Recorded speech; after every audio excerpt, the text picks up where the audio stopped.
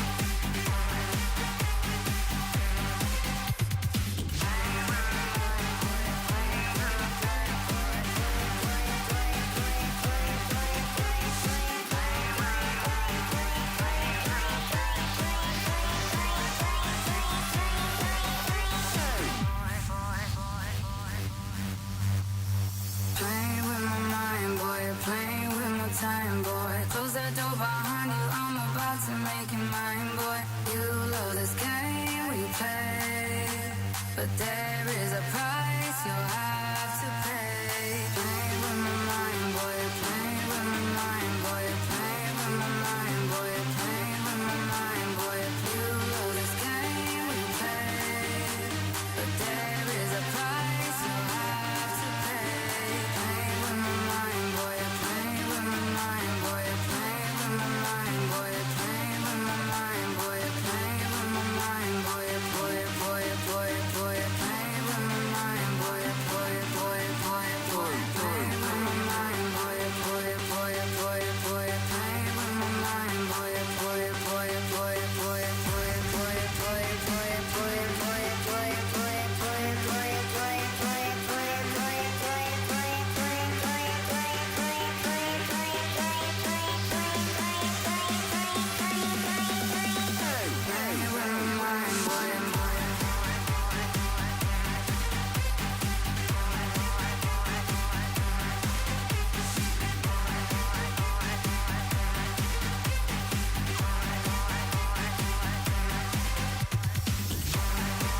All right, you guys get the hang of it. That's what it sounds like. You get the gist. But anyway, the way that I broke this arrangement down is I had an intro that was basically 32 bars long.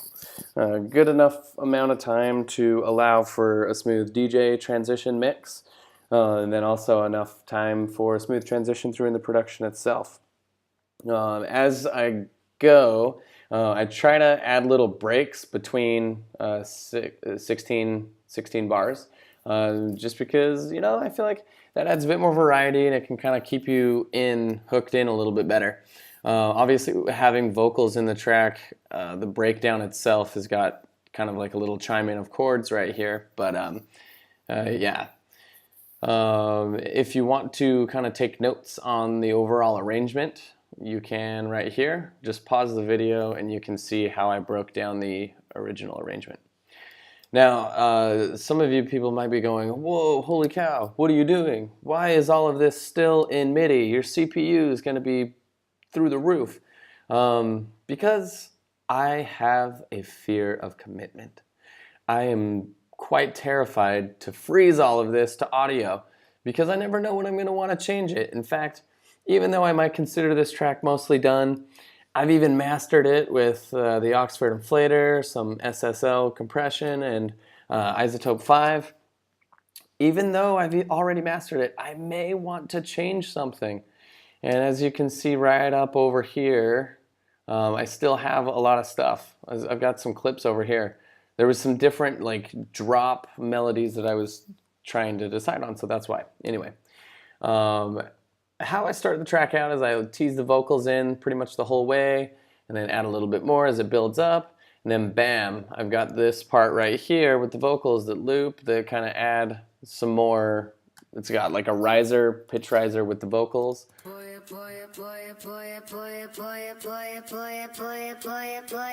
Basically how I did that was I took the clip, I transposed it from starting point and then went up 12 semitones, and then on the last beat I had it drop back down. And that gives it kind of that whoa kind of sound, which I found pretty cool. That's one little technique to producing that I use sometimes. Now, all this stuff is all my audio effects. My organization's not that awesome, and my creative workflow is also not that awesome because I'm not like Laid Back Luke or anything.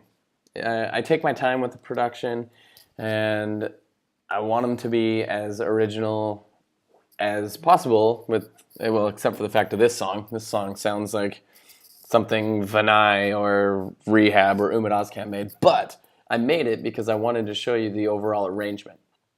Anyway, so as I go in from the intro to the intro groove, that's where everything's kind of flowing. You're getting kind of a feel for the main groove, getting kind of a hint of what's to come.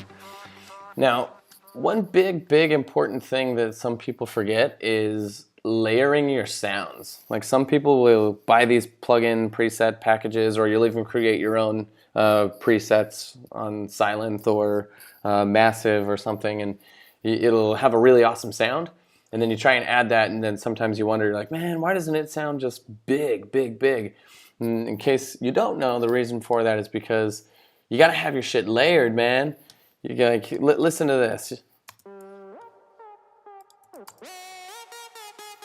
And I have like filtering and panning going on too a little bit, but anyway, and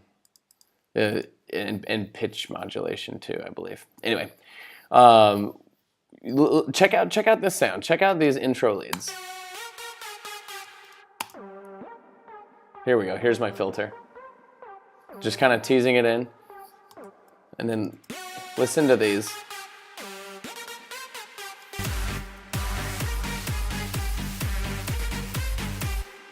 When you have all the leads come together, they don't just sound so ridiculous. They sound better, they sound bigger, they sound fatter, they sound wider. So basically the point I'm trying to get across here is layer your sounds if you really want to get them big. It's not as simple as just bam, here's a preset, throw it on, you know? You gotta get like a middle, like a main one. Like this one I think was my main, no. Just kidding. And you got to pan too. My main one is the one that's in the center. This is like the main sound that I have. Kind of sounds like the Martin Garrix Wizard sound a little bit. But when you pack that together with this, oh wait, just kidding. That's a build up. But when you add all of that together, it just makes it sound so much bigger and fatter. And the same thing goes for your bass lines. Your bass lines can't just be a simple like this. You gotta add some mid layer like this. You gotta add something like that to kind of bring out the width of it. Another layer even. There we go. And then add the sub bass right there to really give it punch. Hear that? Bam. There you go. Now that really gives you that like driving punch feeling. And another really important thing to pay attention to is your kick. Now, when I first started producing music, I was so adamant about using loops. And you know what? I'm gonna bag that because loops are kind of essential. I mean, no one's really gonna care and when a finished product comes out if you're using a loop or not. That's basically holding yourself to this like really high standard. But guess what? At the end of the day, there's people that are doing it, and it's probably okay if you do it too. But if you do want to make all of your own sounds, dude, I respect the hell out of you for doing that. But anyway, as it kind of goes, the main drop goes, we get into the main groove, and I've got a lot of different layers here, as you can see, and I keep accentuating layers. Probably going to get a lot of hate for all the layers that I have, but whatever. If you hate it, please share. I want to hear the hate that you have. Anyway, sidechain and side gating. That's another really important thing that you guys can do to add some variation to your tracks.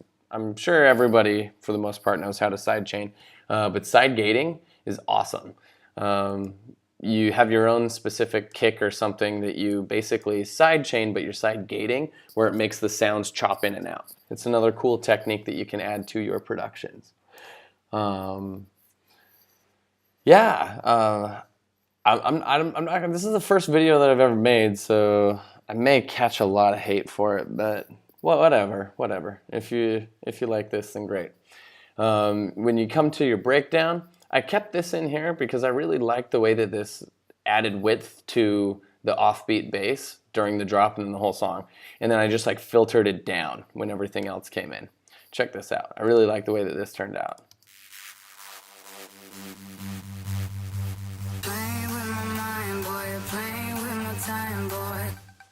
Doesn't that sound so rad how it just goes in and just... a new thing that I've been trying to do is add a lot more automation with filtering to a lot of sounds.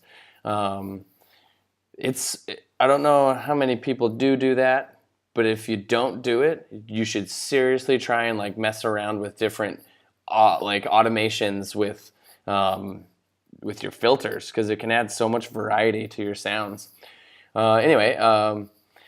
As the song goes on, it gets into the breakdown, and with the vocals, I didn't really add a whole lot of transitions and markers here, or locator markers to show the whole breakdown. And that's because with vocals, you kind of have a lot of variety going in. But you can see that I added some stuff after another 16 bars. That's like my favorite thing, is just like each 16 bars, try and have something really substantial in your transition to really hook people in and keep them interested, but also try and make your stuff short. Especially if you're playing like commercial big room stuff. If you're playing like techno and deep house and stuff, then well, maybe not deep house, but like tech house, techno. If you're gonna play that stuff you can make songs like 15 minutes long if you really wanted to. But anyway.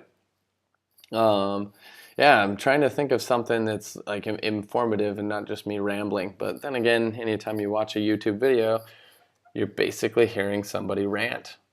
So yeah, another thing that's kind of fun to do for your drops when you have these big build-ups is have like a 4-bar break before the song actually drops. It adds a lot more tension, which is super cool, and it's kind of unexpected. Kind of hooks people in. Check this out.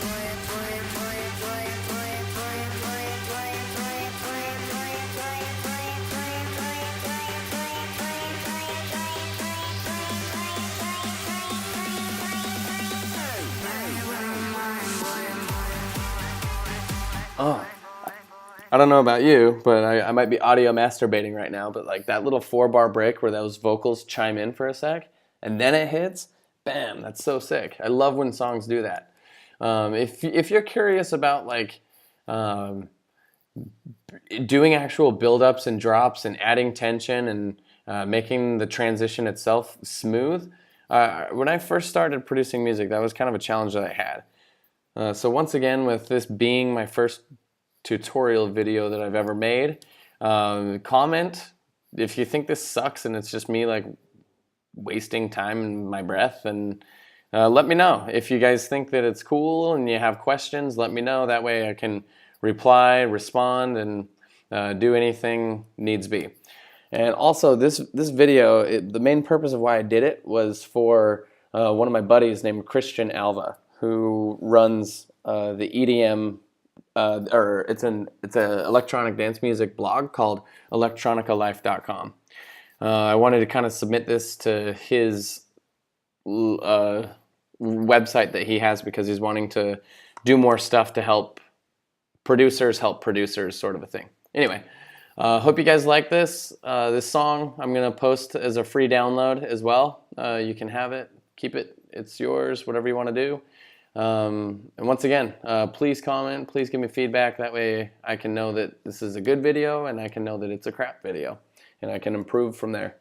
Anyway, thanks for taking the time to watch. Thanks for taking the time to listen. Enjoy.